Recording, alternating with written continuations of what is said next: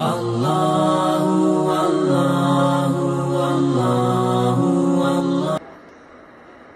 دوستوں، بزرگ عزیزوں، اس کام کی ذمہ داری کے اٹھانے والوں کا سب سے بڑا کام یہ ہے کہ وہ اجتماعیت کو باقی رکھنے کے لیے اپنی نفس کی خواہش سے نکلیں،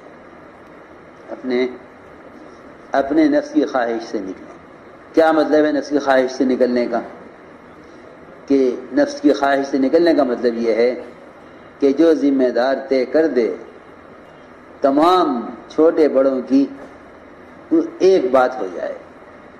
اگر ان کی بات میں وحدت کلمہ نہیں ہے، اگر ان کی بات میں وحدت کلمہ نہیں ہے تو غیر ہر ممکن غالب آ جائیں گے، اور اگر ان کی بات میں وحدت کلمہ ہے تو غیر مغلوب ہو کر اور نامراد ہو کر واپس ہو جائیں گے۔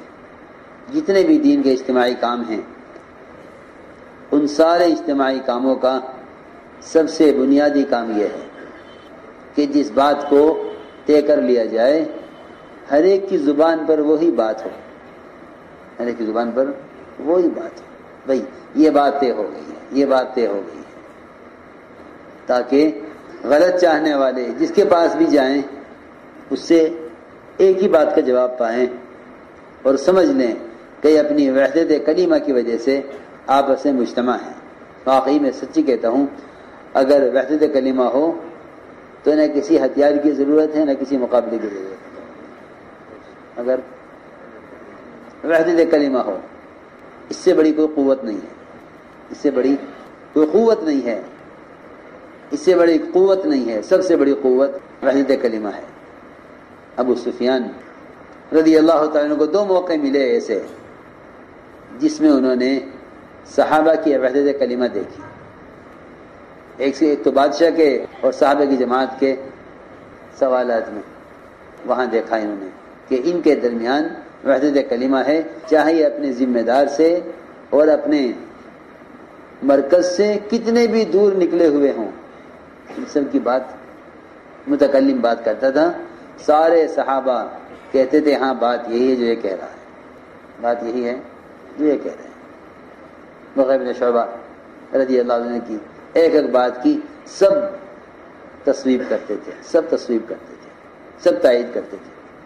ایک تو وہاں دیکھا، دوسرے ابو سفیان کو مشرکین نے اپنی طرف سے متکلم اور وافد بنا کر بھیجا کہ صلح کی مدت کو بڑھا دیا جائے۔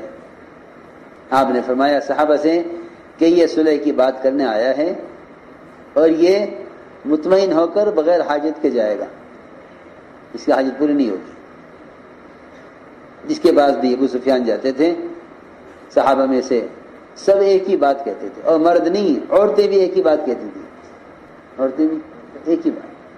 ان کو امید تھی کہ فاطمہ رضی اللہ تعالیٰ عنہ یہ کچھ ان کی مدد کر دیں گی ان کی بات میں، لیکن فاطمہ نے فرمایا کہ نہیں، معاملہ اللہ کے رسول کے ہاتھ میں ہے، جو انہیں طے کر دیا ہے وہی رہے گا۔ میں عرض کر رہا تھا کہ سب سے بنیادی بات یہ تھی وحدت کلمہ اور ایک آواز پر جمع ہو جانا۔ یہ ہے صحابہ کرام کے اپنے نفس کی خواہش سے نکلنا۔ کتنے مواقع ایسے ہیں جہاں صحابہ کرام کو ایک آواز لگائی گئی اور سب ایک آواز پر جمع ہو گئے، آپس میں جتنے چاہے اختلافات ہوں، لیکن صحابہ کرام دعوت کے تقاضے پر ایک دم مجتمع ہو جاتے تھے۔